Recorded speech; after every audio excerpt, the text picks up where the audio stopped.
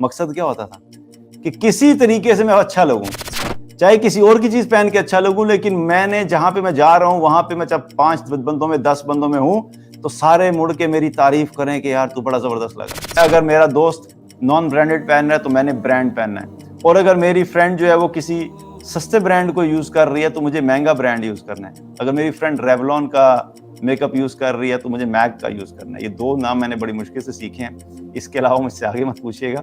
تو یہ مجھے اتنا پتا ہے کہ ایک برانڈ اس میں سے تھوڑا سا پرائس وائز تو لو ہے اور میک جو ہے وہ تھوڑا ایکسپینسو ہے. اب اس پہ بھی کمپٹیشن ہوتا ہے. جو انسان دنیا کی ظاہری زیب و زینت کے کمپٹیشن میں پڑ گیا, آپ سمجھیں کہ اس نے اپنا سکون اپنے ہاتھوں سے خود ہی تباہ و برباد کر دیا. کہ یہ سارا جو تو کر رہا ہے پچھلے 5 سال 10 سال سے, یہ سب کرنے کے بعد تجھے کچھ سکون مل گیا؟ وہ جو تو کہنے لگا نہیں سکون تو نہیں ملا. تو میں نے کہا then what are you doing for what.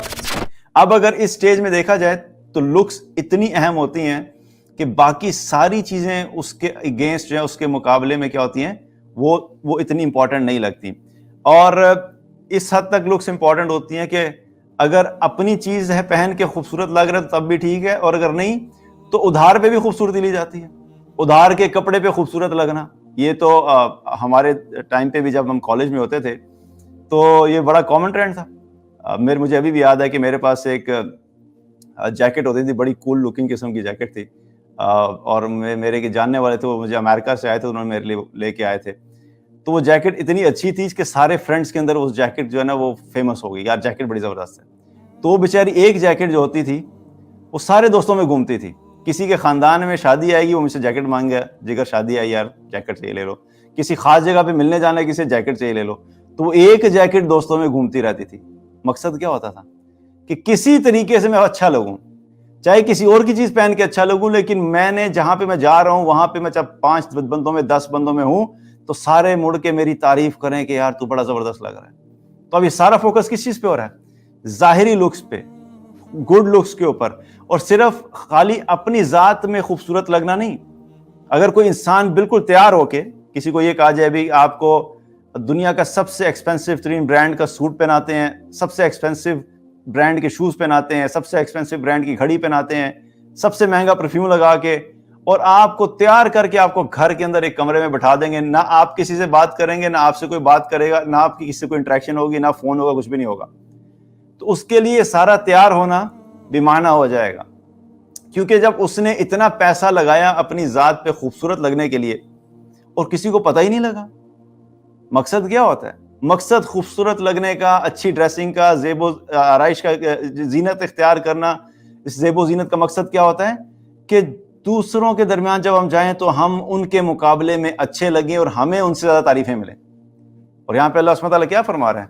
وَتَفَاخُرٌ بَيْنَكُمْ, آپس میں فخر کا جو تم کرتے ہو, جو کمپٹیشن ہے وہ یہ نہیں ہے کہ صرف خوبصورت لگنا ہے, بلکہ اصل میں تو کمپٹیشن ہے.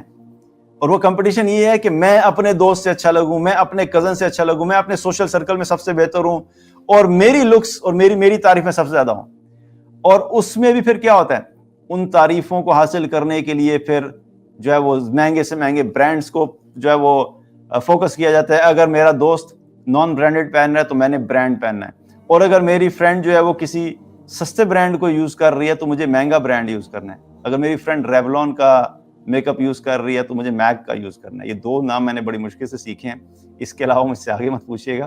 تو یہ مجھے اتنا پتا ہے کہ ایک برانڈ اس میں سے تھوڑا سا پرائس وائز تو لو ہے اور میک جو ہے وہ تھوڑا ایکسپینسو ہے. اب اس پہ بھی کمپٹیشن ہوتا ہے کہ اگر آپ نے سستے برانڈ کا میک اپ کیا ہوا ہے تو آپ کی کلاس چھوٹی ہے, اگر آپ نے مہنگے برانڈ کا میک اپ لیا ہوا ہے تو آپ ذرا اپنی ذات میں خود کو بہتر سمجھتے ہیں.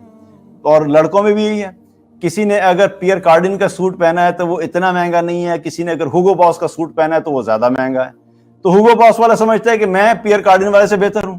تو اللہ سبحانہ تعالیٰ یہاں پہ یہی بتا رہا ہے کہ تمہارے جو جوانی کا وقت ہوتا ہے اس میں تمہارا سارا فوکس اپنی گڈ لکس کے اوپر ہوتا ہے, اور صرف اپنی گڈ لکس نہیں بلکہ ان گڈ لکس کے اندر کمپٹیشن بھی ہوتا ہے.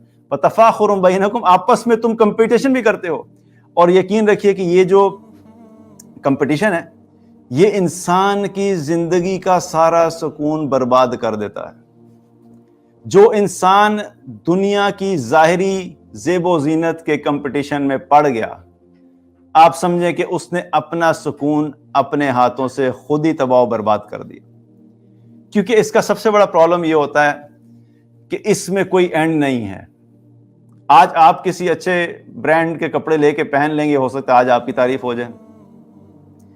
آج آپ کے دوست دیکھیں گے بھئی اس نے یہ والا برانڈ پہنا ہے, اگلے ہفتے وہ آپ سے مہنگے برانڈ کا کپڑا پہن کے آ جائے گی, اور جب آپ اس کو دیکھیں گے پھر آپ ڈپریشن میں چل جائیں گے, پھر آپ کو ہو جائے گا, ٹینشن شروع ہو جائے گی کہ یہ تو مجھ سے آگے نکل گیا. اب پھر آپ جو ہے اس سے بہتر لے کے آئیں گے, پھر آپ کو کچھ دن کی یا کچھ ٹائم کی خوشی محسوس ہوگی, آپ اس سے آگے نکل گئے, اور پھر اگلے دفعہ وہ آگے نکل جائے. اب یہ کیا ہو رہا ہے؟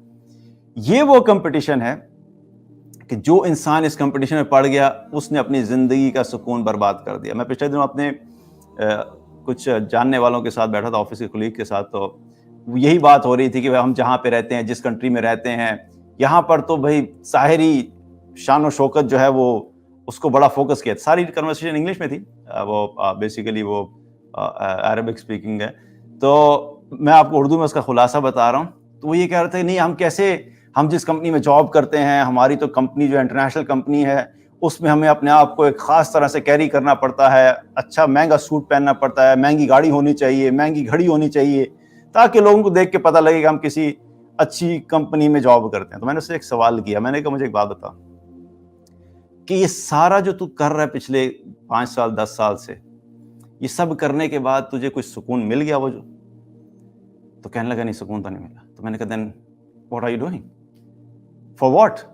یہ سارا جو کمپٹیشن کر رہے ہو, سارا جو سٹریس اپنے اوپر تم نے سوار کیا ہوا ہے, what is the objective behind it?